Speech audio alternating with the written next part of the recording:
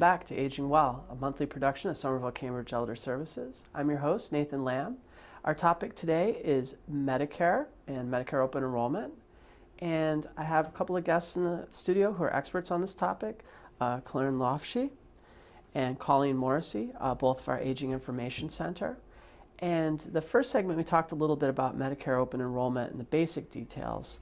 This segment, we're going to move into factors to consider during that process. And the place where we really thought it would be good to start was, why should you review your plan through open enrollment period? And should you review it every year? And if so, why? So yeah, we do recommend that people review it every year because plans change every year. They can change, as Colleen mentioned in our first segment, they can change the medications they cover, which is called their formulary. They cover only certain medications, and they can change the costs, which could be the premium you pay monthly or the co-pays you pay when you go to get your medications. They can also change for the Part C plans, the Medicare Advantage plans, which includes your medical coverage. They have the network of what doctors you can go to, and that could change. So perhaps a doctor that you were seeing may no longer be part of their network, and so that could be a big change that would really affect someone. So you want to review all that, and so those are the main things I think that could change. Yeah. Right, and every year your plan is required to send you a notice saying things that have changed. Those can be really bulky notices because they might list every single prescription that they now cover or don't cover, and you might be flipping through. So sometimes it's just easier to call your plan, run through your list of prescriptions with them to determine whether they're still covering everything that you take. But and as Corrine mentioned, if you have a Medicare Advantage plan, they might add or drop providers. That can be really difficult to find out. It is a thing, again, where you might want to contact the plan, but sometimes things aren't up to date. But those are really important things that at least the prescriptions are included in a notice that you should receive every year around this time.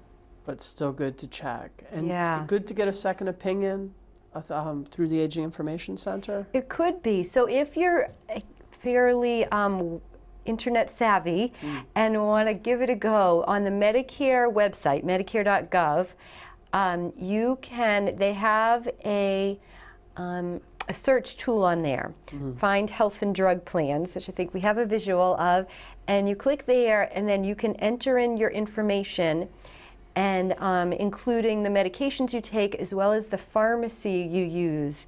And that's important because the cost actually varies depending on what pharmacy you go to, which seems strange, but is the case. They negotiate differently with every pharmacy, each drug company, like each insurance company.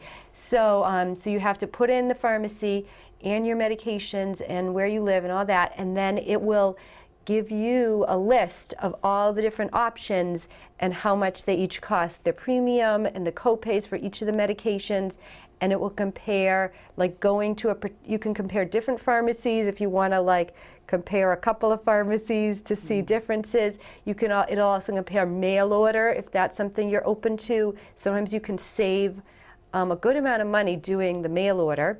So, so it is a very helpful tool. It's just that it can be, for many people, it's difficult to navigate. They do have on the website a video. I was just looking at it the other day, a video that kind of goes through it all for you and shows you how it all works. So, so that is certainly worth trying.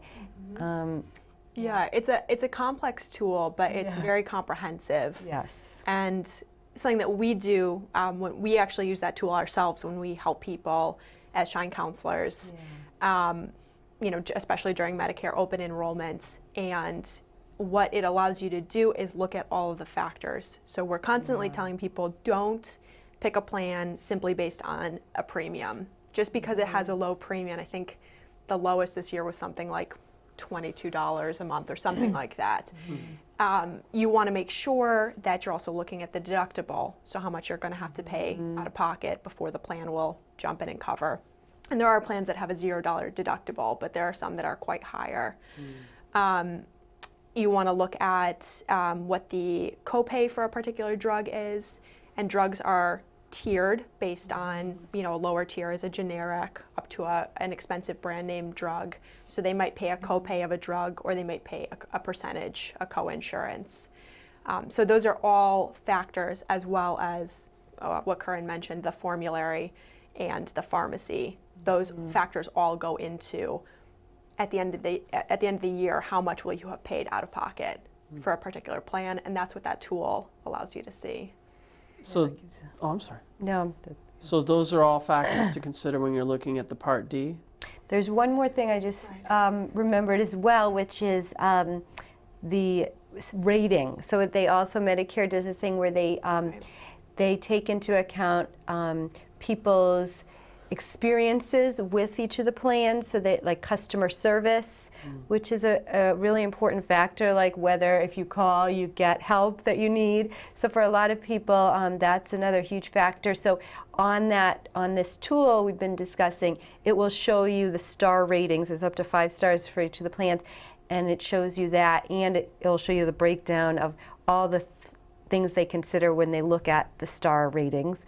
So there's a lot to look at. There's a lot. It will even show you, sometimes plans get sanctioned for that reason too. If their customer service is incredibly poor, they might not be allowed to take in new members for a period, although they might retain their beneficiaries going forward. But there's things like that that are noticed on the Medicare.gov website also. Yeah. That is an important factor. I'm glad that there was customer service. Yeah, it's really good that they do that. Yeah. And now we've talked about the Part D. How about Part C and Medicare Advantage plans? What factors do we want to consider there? It's even more complicated because it's all of the same things with the drug plans, because they include drug coverage. So that's factoring in. But additionally, they might have a premium for the health benefits. So that's something to consider, is how much might you pay in an additional premium. So you would be paying, for some of these plans, you might pay a Part B premium. You might pay a Medicare Advantage premium for the health benefits and a premium for the drug coverage. Some of them are $0 premiums. It really just depends. But again, you want to make sure the premium and the deductible for the health plan are within your range, and that your providers are covered by that plan. If you don't care as much about what doctors you see, if you're willing to change to whoever's in their network, then it really doesn't matter so much. But if there are people that you are really attached to, doctors you've seen for years and trust, it's really important to check that these plans are covering those doctors, and to check with your doctor's office as well for up-to-date information. Yeah, I think also the other thing, especially with the zero premium plans, because there are a number of those, is that the Medicare Advantage plans are often the ones that do a lot of marketing. So people get a lot of mail, especially when they're new to Medicare, from these plans, and a lot of them do really emphasize the fact that they're free, because most of us love things that are free. So just for people to recognize that, like most types of insurance, it tends to be that if you pay less upfront, you pay more if you need the care. So it's kind of like a risk analysis. Like if you're someone who, looking at your health is one factor, and how much risk you want to take.